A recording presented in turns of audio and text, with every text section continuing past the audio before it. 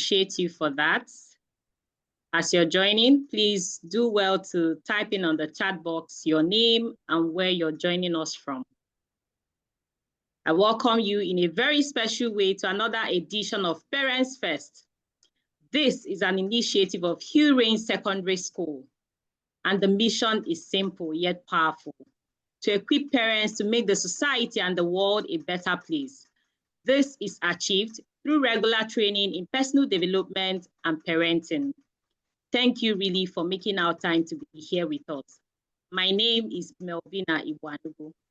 Today's theme is Forming Hearts, Shaping Future, Training Children in Virtue. As parents, we're not only raising children, we're forming character. Our guidance, our example, and our everyday interactions play a powerful role in shaping who they become. And so, for today's session, we're going to be learning practical ways to nurture virtues such as kindness, honesty, resilience, and responsibility in our homes. One day, one habit, one conversation at a time. It is my pleasure to introduce our speaker for tonight, Mrs. Chizoba Ijioma. She's a wife, a mother, and legal practitioner. She holds an LLM in Women and Minorities Rights Law and a PhD in International Humanitarian Rights Law from Nnamdi Azikiwe University, Awka.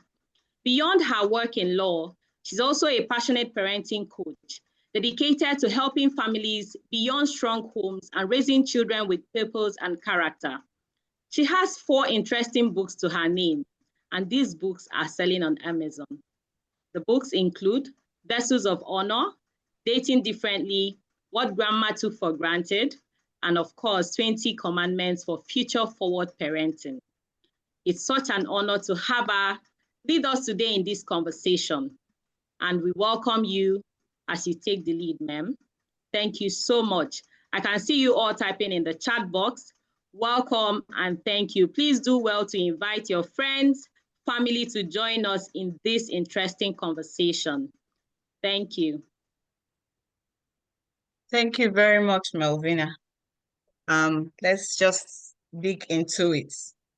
So, a man who didn't like his mother-in-law a lot was asked what the issue was, and he said, "I can't even believe what she raised in my wife." On the other hand, a lady who loves her mother-in-law so much, does everything for her, was asked the reason for the admiration and bond she shares with her mother-in-law. And she said, she raised my husband well. My husband is well behaved. Is that why we raise our children well? Maybe not. But even God, after creating heaven and earth, the firmaments, everything, looked at it and said what? Bible said he saw that it is good. So you can raise your children because maybe when you look back at some point, you will tell yourself, oh, I did it, okay? But more importantly, I want people, and I advocate that people raise children with virtues because families supply the society with the men and women that make it up. So if you raise your children in virtue, and I raise my children in virtue, and they move into the society, you find out that most of the societal ills and vices we complain about will be almost taken care of. You have men and women of integrity making up the society, sincere people, people who have fortitude to continue and finish well, and so on and so forth. Virtue is such a beautiful thing that everybody wants people with virtue. Daddies and mommies want their children to marry good daughters-in-law, and good sons-in-law. Employers even want people who show empathy, who are respectful, who are punctual, who have good interpersonal skills. What are they looking for in the people that they want to employ? Virtues. Okay, so having said that, we're going to be looking at what we have for today. And the outline says we'll be trying to explore to understand virtue and what it is. We will also be looking at the virtues that shape a child's character. we will look at training children in virtue, practical tools for parents, and also discuss the challenges in formation in virtue. And then we will see what we have to do in order to move on from here. Now, looking at, what virtue is.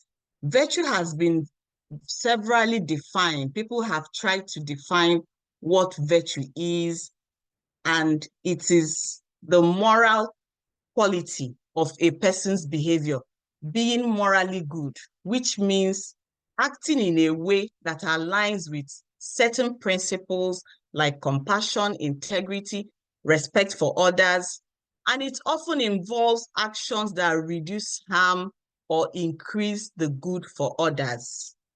How do you do that? You see that if you're living a chaste life, you have dignity, and you have good character, ideals, traits, values, and these things don't make for the good of others, you are not being virtuous. Some people, pride in the fact that they are, I have integrity because I'm the leader at my office. Everybody must show up early to work. Everybody must show up early to work. Does it include that woman who is under you in the office, who needs to get about 5 children ready in the morning, and you want her to resume by 7:30? Are you trying to increase the good for her? Because you have integrity, you're not considering how to accommodate her. Does it include that father who has to do school run before he logs in at work? Is your integrity and all the things you pride yourself about, is it really helping that person? So any part of virtue that we're trying to live and it doesn't reduce harm for others or increase their good is not really virtuous. Okay, so many of us grew up hearing about morality. Morality is the set of rules we're expected to live, that integrity, that sincerity. But virtue takes morality to a higher level. Virtue now talks about how to live it. While morality is a set of rules, virtue teaches us how to live it in a way that makes things easy and better for one another.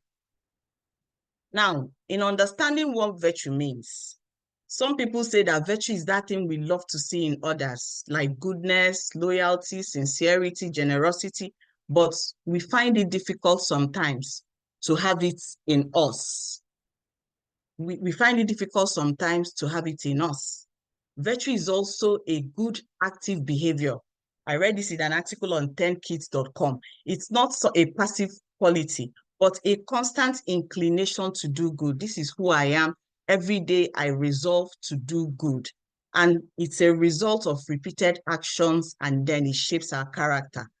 And according to the Catholic Catechism, point 1803, it says that virtue is an habitual and firm disposition to do good.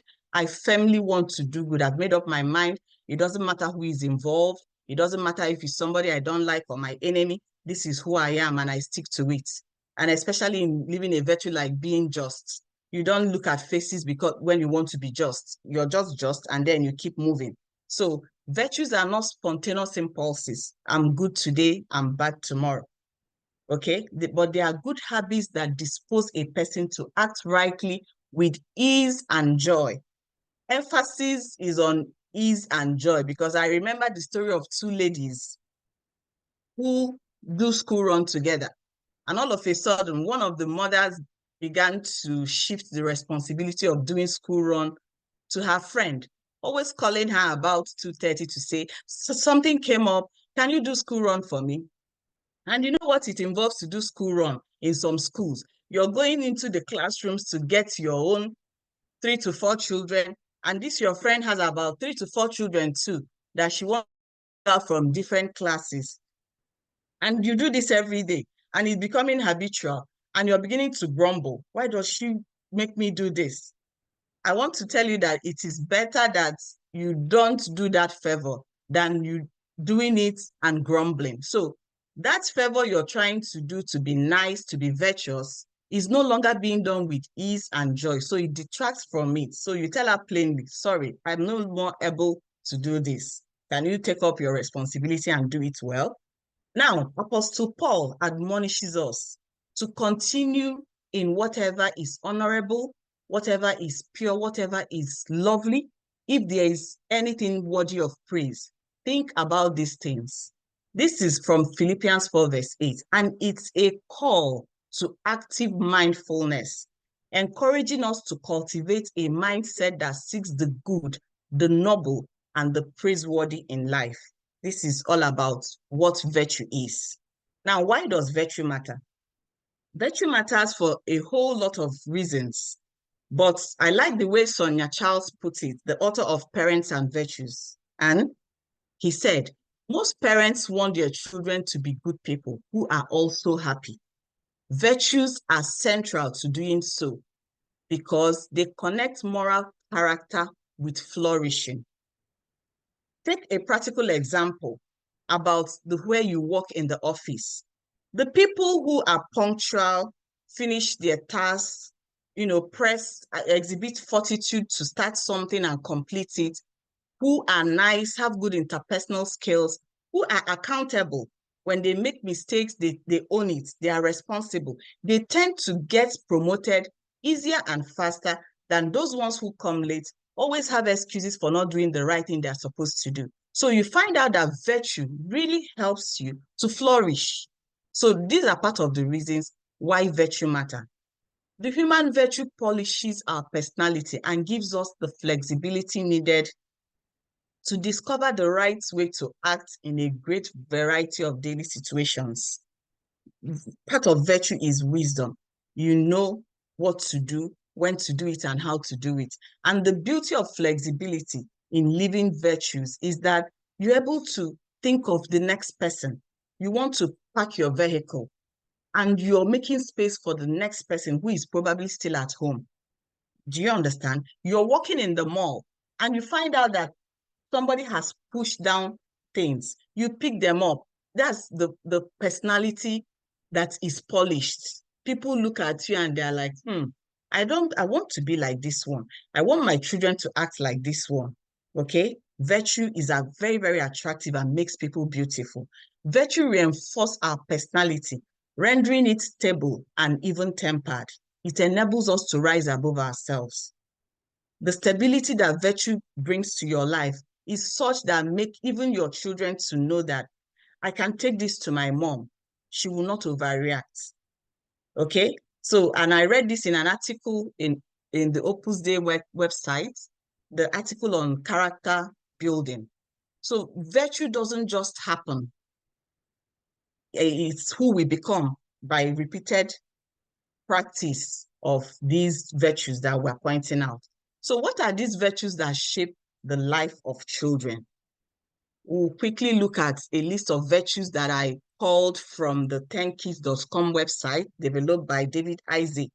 And it shows the virtues as they are categorized, the ages where children are expected to start living certain virtues, and at the end of the day, what comes out of it. So the predominant cardinal virtues of justice, fortitude, temperance, prudence, the theological virtues of charity, faith, and hope, the key human virtues that make us, people that people want to be with. These virtues of modesty, moderation, sociability, friendship, they are the things that make our behavior bearable. People are able to stand us. They love us to be around because we bring that shine. What is the result of these virtues? Is happiness and human maturity as adults. Okay? So taking it in batches, we've seen that the theological virtues build our relationship with God, and the cardinal virtues are at the foundation of our moral character. The relational virtues, like we'll see later, are the ones that help us to live well with others. And then we have the personal growth virtues that help us with developing, forming ourselves, our character and our habits. Then there's the balance and the interior, inner peace and harmony virtues.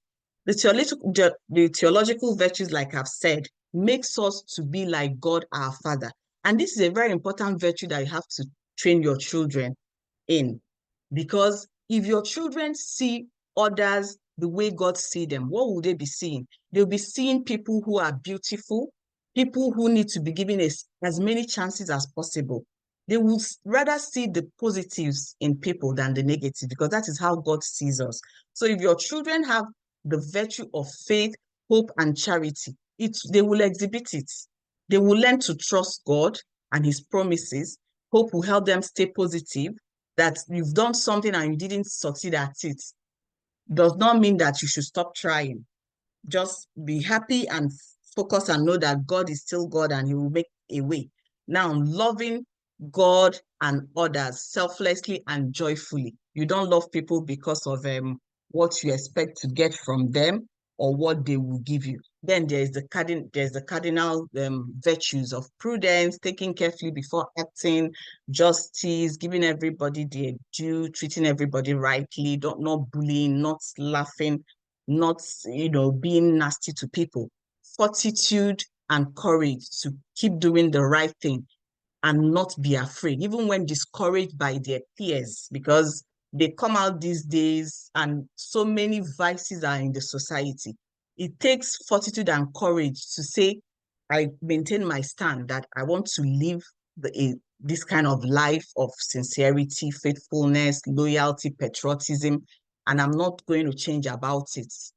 Okay, so then there's this temperance and self-control, moderation in everything. You want to watch movies, yes, you can watch it for an hour and a half, but you can't watch a movie the full day. You want to snack on chocolates, you do it in moderation. Everything, even buying clothes, the fashion craze, talking, gisting, laughing, we have to do everything in moderation, and we must pass it on to our children. There are the relational virtues of friendship, generosity, humility, respect for others, loyalty, sociability, patriotism, and understanding. I would really want to stress on sociability, even though all of them are good and very important. There's something I notice about children of these days, and I think it used to happen in my own days too, because when I cast my mind back to, sometimes I try to compare what I'm seeing now with what we used to have. I see children these days come out because maybe they are teenagers, they are struggling with mood swing, they are struggling with not being too sure they are as beautiful as they should be. Teenagehood has a lot of symptoms. So it might be bothering this child and mommy says, let's go out. And then she comes out and she's frowning all through in an event. She doesn't smile, she doesn't speak to people. And, the mommy or daddy is just like, it's okay, that's who she is, that's how she is. And I'm wondering, if this child is not sociable and she doesn't come out all the time, she wants to hide in the house, how is he or she going to learn the social skills to be able to operate later in life? Because the teenage stage of their lives is a passing phase. When they are done with that phase and they don't get the skills of being out there, what happens? Now, I take it back to sociability, and I'm going to give a personal example because you were already told that the speaker today is going to use personal experience. I remember growing up, my parents didn't let me get away with this issue of being an antisocial. So each time that I'm walking on the road with my big sisters, they will always tell me if we're approaching someone, this woman that is coming, we're going to greet her, and you greet her clearly and with a smile on your face. Did you hear me? They'll tell me this just a few minutes before we get there. And when we get there, I will greet well because I don't want anybody going back to tell my mom that I wasn't really sociable when we were outside. So, and it helped me a lot. And that's probably why I'm on the watch for children who are not imbibing these social skills of how to relate with others, okay? Because when you come out and you make a good company, you help to build a positive environment. Now, the personal growth virtues, these ones that have to do with perseverance. Don't give up. Tell your children not to give up until it's done. It instills the discipline to stay on and get them ready to grow. Patience is enduring difficult times calmly. there's an end to every difficulty that we pass through in life. Your children need to know the need for them to be industrious, do their work diligently, and take pride in their own efforts so that they will not be like someone I know who used to live with me, that we stayed all night preparing her for an examination. And the next day she went to the exam and came back. And I asked her and I said, how was the exam? And she said, Auntie, my friends and I cooperated well. I said, I don't understand. Your friends and your friends cooperated well in an examination hall, So this girl didn't have the audacity, the resolve to even walk alone, how much more taking pride in her own efforts. Our children need to know that they will be diligent and take pride in their work, no matter how it turns out. At least they had the initiative to try. Responsibility is about owning the outcome of one's choices. You guide them to make the choices. If at any point they derail, let them also, get to know what the outcome of that choice holds for them. Orderliness. They will not only learn how to keep things well organized, but how to also keep to time. Keeping to time is a skill that children should learn as early as possible in life because it will reduce the shouting rates of getting ready for school in the morning.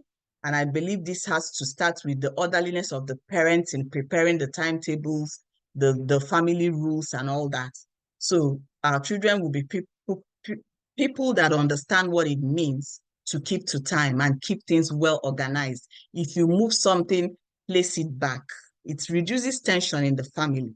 Now there's obedience, respecting legitimate authority and guidance. They will start by obeying you as you obey instituted authority, as you obey people who are older than you, and respect them. And it also provides, it beautifies your life. Obedience is beautiful. An obedient child is a child that everybody wants to be around. Now, having the audacity, the good daring to take bold steps towards good goals with careful thoughts. They have to guide them to take up good, challenging goals, and they will think it through. Flexibility cannot be overemphasized. Let them adjust to new situations without losing principle. Some children throw tantrums. Just promise them something and you don't do it. All hell is let loose. We cannot raise children who do not understand flexibility. I made you a promise, I'm going to take you to so place. It can no longer happen today. She cannot throw tantrums. And even if she wants to really, feel bad about it, she must stick to the principles. She must do it respectfully. She wouldn't roll on the floor and shout or have long faces all day. And even if he or she decides to do that, it doesn't stop the family from moving on with planned activities. So there is the balance and interior virtues, that of moderation. Everything has to be done in moderation, pleasures, buying of things. And of course, if mommies and daddies are doing it, if mommy and daddy are doing it right, the children will definitely emulate, okay? Modesty, valuing privacy and behaving with respect for self and others. There's simplicity and sincerity. I love simplicity and sincerity for children because it helps them to be able to build boundaries sometimes with people. Children at certain ages don't understand how not to talk to someone, how not to behave around certain people. But if your child has that simplicity and sincerity, they'll be able to tell someone, enough is enough, stop it there. You can't do that. Don't do it around me. And, establish the kind of respect she wants from people and what cannot be done around her. Then there's optimism, seeing the good and facing life challenges with cheer. Now, I need to warn you that each time anybody tells you to come for a kind of seminar like this, of how to learn how to train your children and all that, it's a booby trap in the sense that it turns the searchlight on you, okay? Now, let's see how that happens. I like to relate this to the name of the platform that is hosting this seminar, and that is Parents First. So in training our children in virtues, the searchlight is on us. And that is made obvious from what you can see on your screen now. The first point in training your children in virtues is modeling. Nobody has ever been able to pour from an empty cup. You can never give what you don't have. Okay? And then Pope Francis in Amoris Laetitia said that family is the first school of human virtues. That's where we learn the act of living well. If your children don't learn respect from the home, they will never exhibit it outside. Even when a teacher, even if you happen to have a teacher who is mindful enough to teach your child respect, the child will be wondering, what are you talking about? How come I've never heard this for the first time and I'm hearing it outside? So, and another article I read on my favorite10kids.com website says your attitude is showing. Everything you say, do, wear makes a statement about you. The statement can be positive or negative. It's up to you. So whatever it is you want your children to learn, it will show up in you. It might be positive, it might be negative, and that is your personal decision. I say this to parents who all the time, they want to know what activities are we planning for children so that they can come and drop their children off and go. And I'm like, yes, it's good to bring the children for the activities, but what are you also doing? Have you now come for the activities, formational activities like what we're having now, where you can hear one or two things about how to make your parenting better and easier? You must model every behavior you want your children to exhibit because they see you more than they hear you.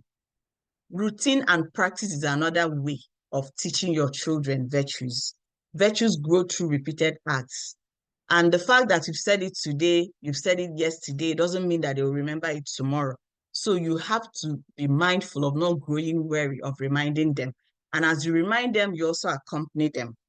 Okay, don't make it a shouting situation. I've told you this 100 times, you seem not to be listening. No, you tell her today, tell her again tomorrow with smile.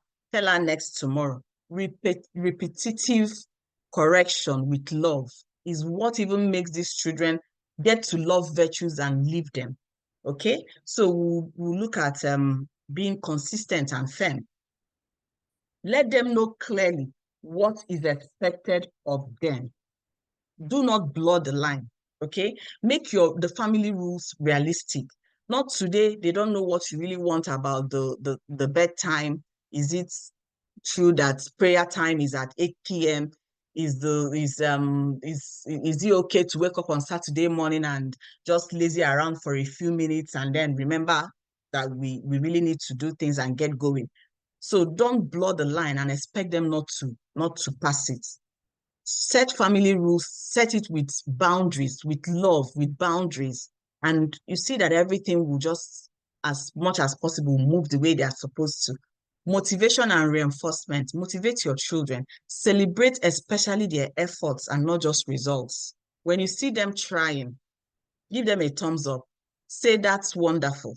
Okay? I was admonishing my daughter a few days ago about something I needed her to improve on. And after I spoke to her, she said, okay, mommy, I will do my best. I said, that is all I want from you, my darling, because your best is usually good enough. That was a compliment. And I saw what it did to her. I saw the way she turned and looked at me like, oh, really? So my efforts are usually good enough? You know, that kind of thing. And I know from then on, I've seen her trying even harder to do better because I motivated her. This is something that we should do. Reinforce them. They've done something nice. Buy them gifts. A simple hug, thank you, darling, can be more valuable than anything physical you have to offer.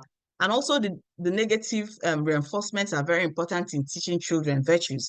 When they also get it wrong, please do not let the consequences of their wrong actions pass them by. It's a very good way of them learning their lessons. Conversations and friendship are a very, very highly recommended tool for parenting in virtues and in other things. Have conversations with your children, listen to them, talk to them, connect with them at their level. It does not diminish your parental authority, especially when you do it with boundaries. I've seen people who are so afraid to relate with their children because they don't want the children to start looking down on them. It's not my responsibility to get my children to like me. Well, my children say that they've not seen anybody that switches more than me. I switch. We are laughing and we are joking. We are relaxing. If I see that thing that needs to be pointed out or corrected, I pause immediately and say, no, no, no, this is not right. Let's replay that. Let's replay that and do it right. And once it's done, I forget about it and we continue sharing, laughing, and being friends again. Don't shut down conversations with your children, no matter how awkward. Some people don't want to listen because really, I can't believe that you did this. I can't believe that that can even happen. Even sometimes when you're castigating other people's children, your children are listening to you and knowing what not to bring to you. Okay, so they can't even bring that conversation that is meant to help you raise them well because they already know your stand on such matters. No matter how awkward, don't shut down conversations. It will help you in training your children in virtues. Then prayer and faith are just beautiful.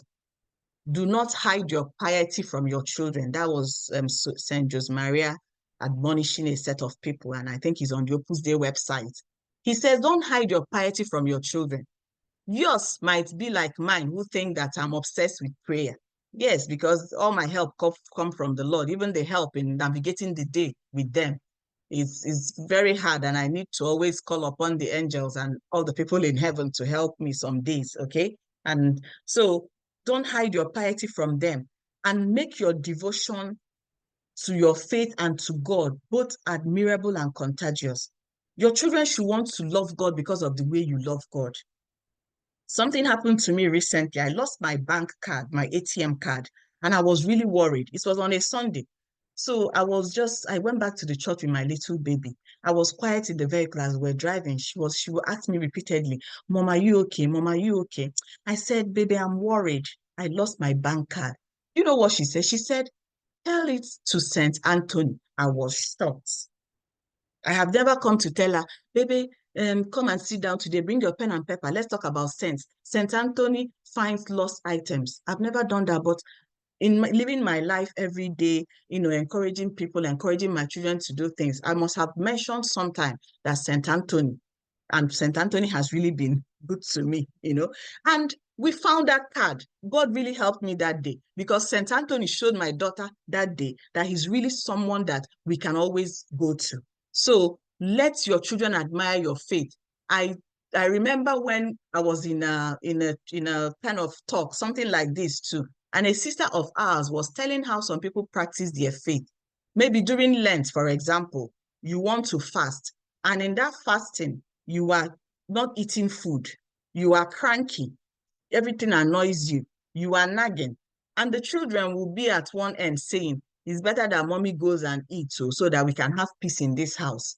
Are you seeing that faith you're living is not for the good of anybody, and it's not making any impact?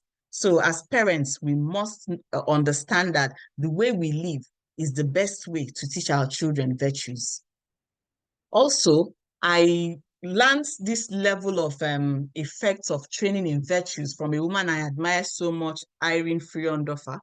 And she made this idea, but I adapted it to my own understanding and how I think I can pass it on. So it's action. The first level of training in virtues is that your child begins to act it out. She's doing it, doing the right thing, avoiding the wrong ones. And from there, it goes to the next level, which is the being is becoming part of her now, is forming his or her personality. And then it flows to value, which is the deepest level. At this level now, the child is already formed in virtues. They don't just do the right things, but they love doing it. So even when you're not watching, their moral compass has already been set. It doesn't matter if anybody is watching, they will still do the right thing. So those are the levels of effect of training children in virtues. And in navigating challenges in virtue formation, we have to look at how consistently we are living our own virtues. You can't be telling people on phone, I'm not in the house, and you're sitting right in your house just because you don't want them to visit. You can simply tell them, please, can we do this next time? Can you come some other time? You can't be telling your children you're enforcing rules about maybe building their faith and you want them to pray. And you're telling them, go and pray. Have you people prayed? You people should go and pray. Mommy, what are you doing? Call the family together and let us pray together. Enforce the rules. You enforce the rules today. You're not following it the next day. These are the things that put confusion in children. They don't even know what you want. And there's parental fatigue and time pressure. So I give a typical example of sometimes when I'm teaching my children how to cook. I tell them, okay, so when you're adding this salt, add half spoon when you're cooking it. But personally, I'm not doing the same thing. I'm just shaking the container until my ancestors tell me it's okay. So, that kind of thing can send conflicting signals. Then we have the challenge of the cultural and media influences. You're saying one thing, the social media is saying another one. You're teaching your children purity, celibacy. You're teaching them that the bed is honorable, that marriage is honorable with the bed undefiled. Someone else is brandishing the fact that she's a side chick and a baby mama, that kind of thing. It's really terrible and it's very, very challenging. So that is why it's important that we build our own circle. This is the beauty of what Hill Range and Roseville schools are doing. The parents who are training in virtues take their children to schools that emphasize virtues, and when they get there, they are hearing the same thing. They are seeing that the culture at home is similar. So I find it really, really valuable. Okay. Parents who struggle with their own virtues of temper, you're telling your child, take it easy, be patient. You want them to be morally credible. How are you living yours? Then there is inconsistent expectations. Mommy, is the curfew in the house? Is it 6 p.m. or 7 p.m. or is it 8 p.m.? When should we really come home? Because today, child A is coming home by 10. Tomorrow, child B is coming by 7. And the next day, child C comes by 6:30 and all hell is let loose. Which one are we doing? Someone is drawing on our page. Who can that be? Okay, so there are children with different temperaments is one other challenge because it's not a one-size-fits-all thing. So children receive formation, training in virtues in different ways. So when you're trying to be flexible with one child, adapting, when you're trying to adapt your rules and everything to fit one child, the other people might begin to wonder, Mommy, what are you really up to? You're trying to set up double standards. So that's why conversations are necessary.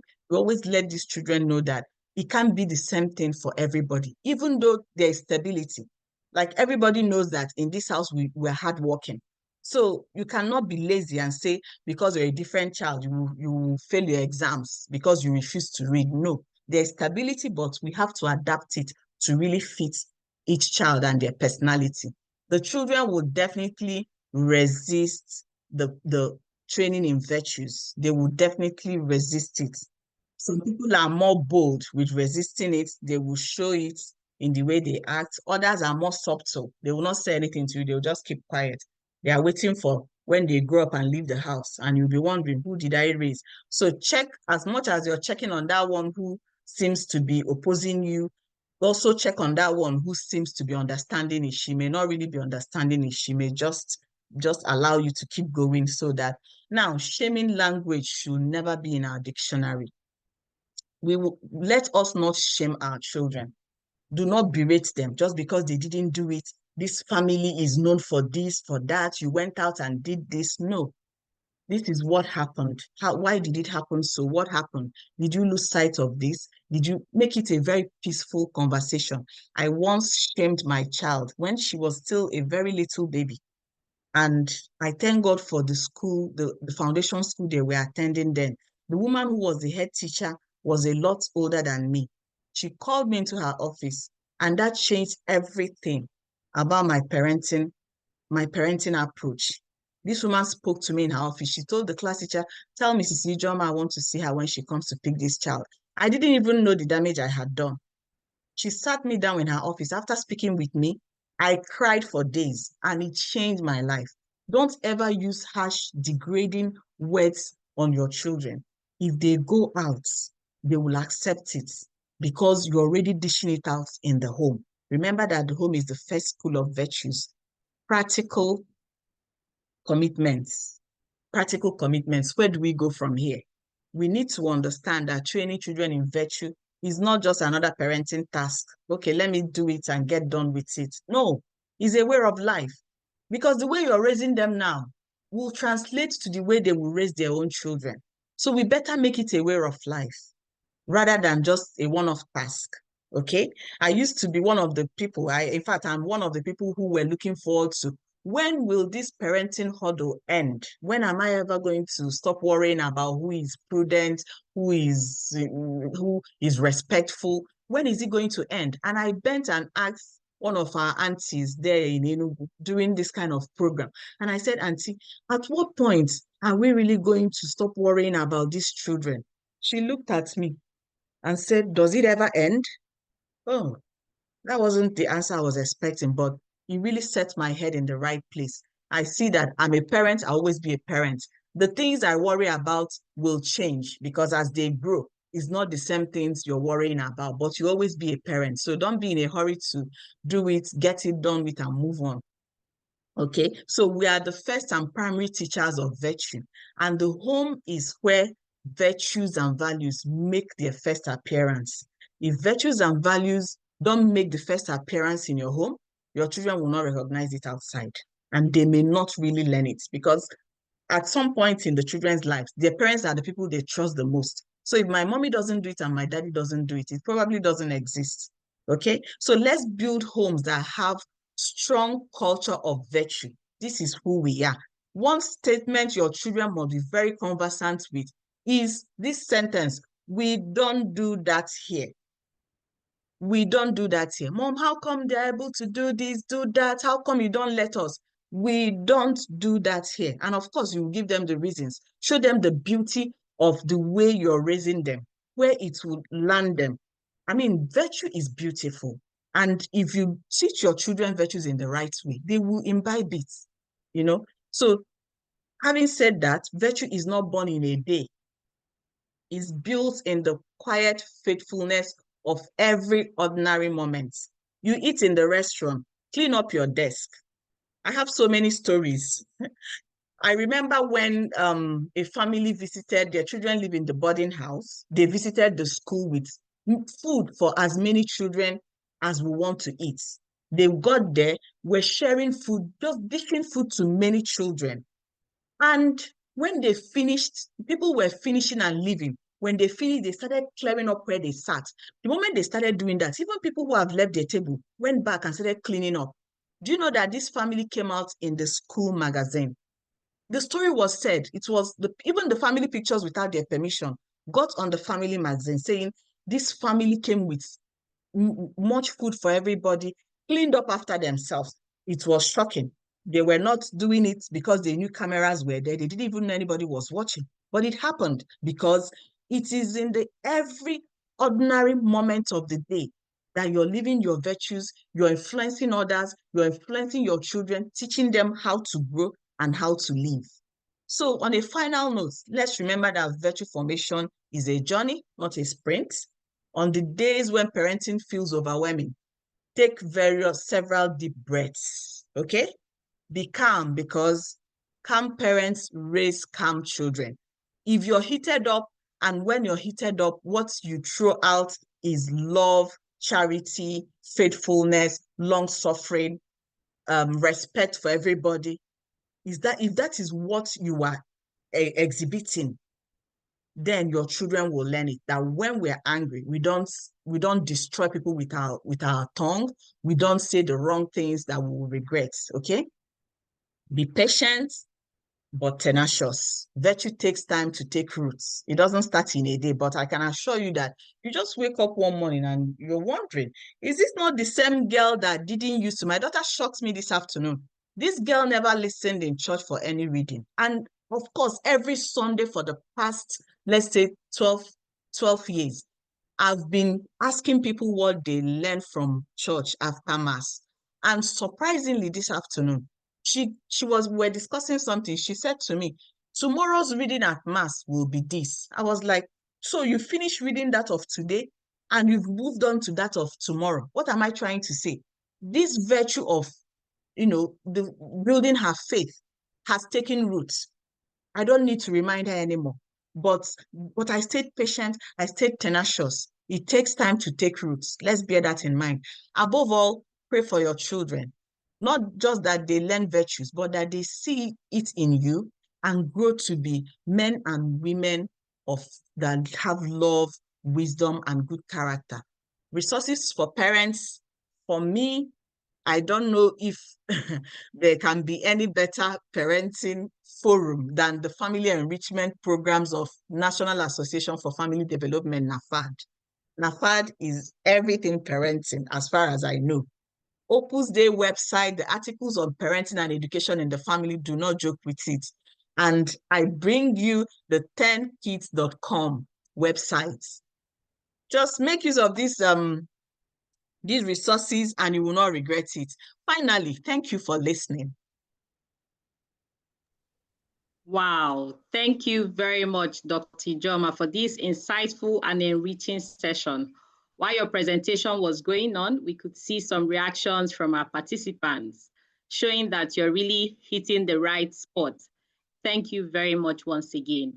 You would all agree with me that today's session evokes an examination of conscience as parents. And so we're not just hearing for today, we're also going to take it into practice to cultivate this educating and parenting in virtue. So thank you very much. Right now, we'll take our questions. We'll take about 3 or 4 questions. So if you have any question, please do well to type in the chat box. And of course, you can also raise up your hand while we invite you to ask. The floor is open for us. If you have any question, you can type in or you can raise up your hand and we invite you to ask your question. Okay, I think Francis has a question. Francis, unmute yourself, please.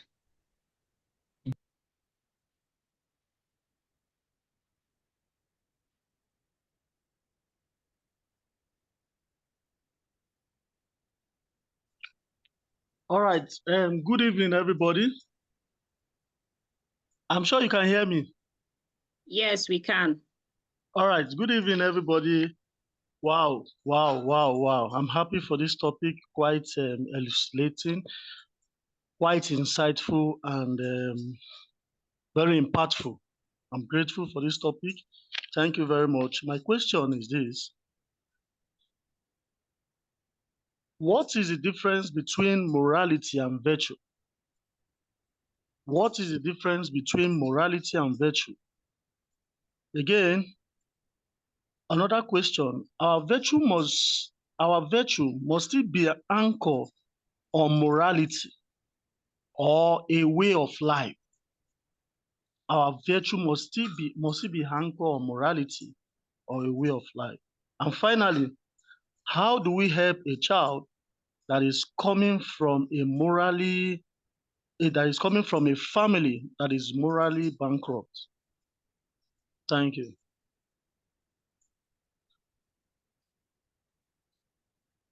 Thank you very much. Dr. Ijioma, you would want to answer the question now?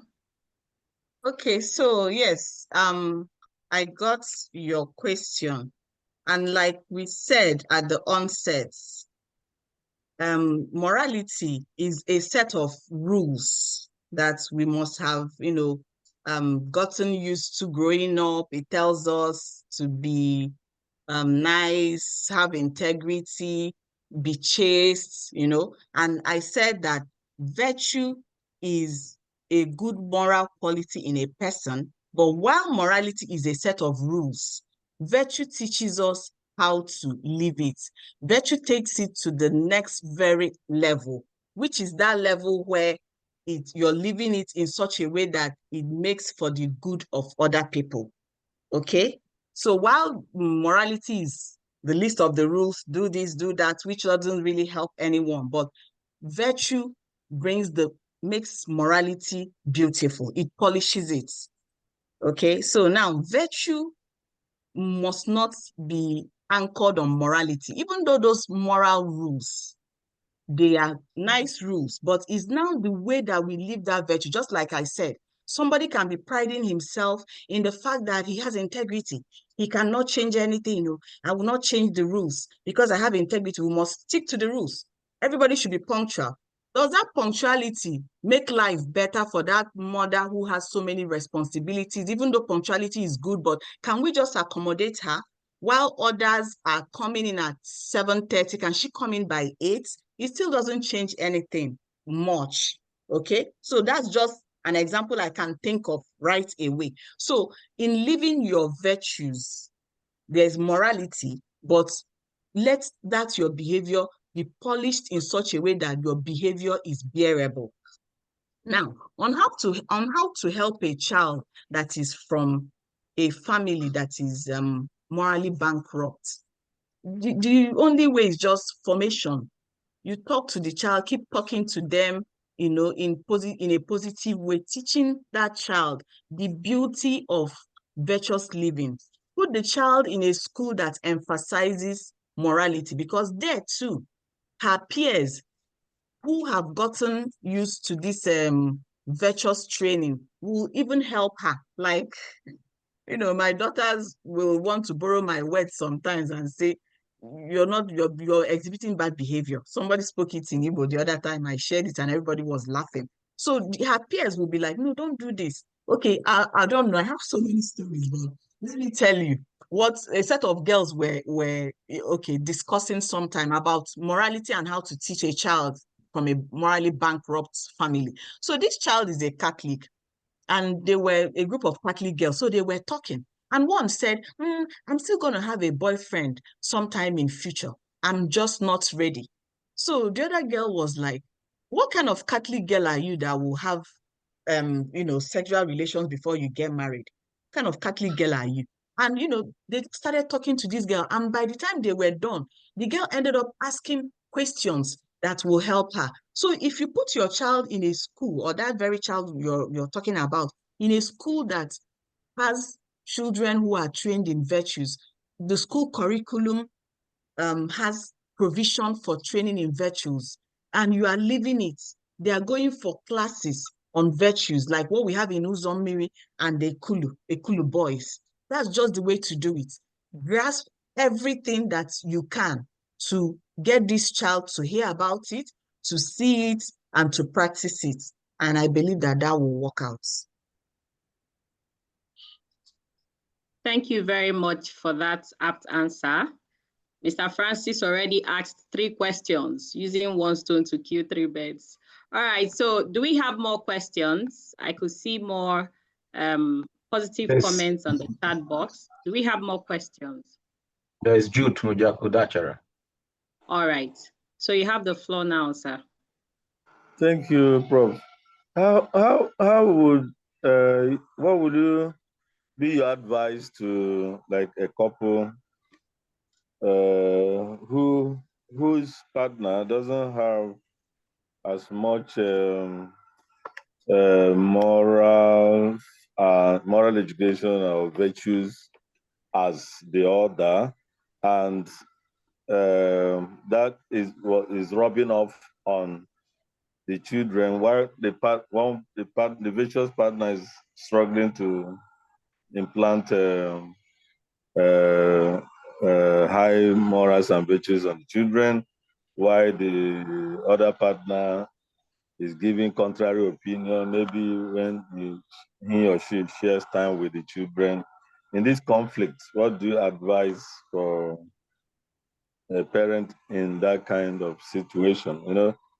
For instance, in schools, they say, don't sort, try to pass exams. And then the other parent says, please, you can always, if others are sorting, sort your lecturers and then don't lag behind, get your good degrees, things like that. How do we, in that conflict, because how do we help a child? How does a good parent manage to still inculcate virtues in the children in this kind of situation?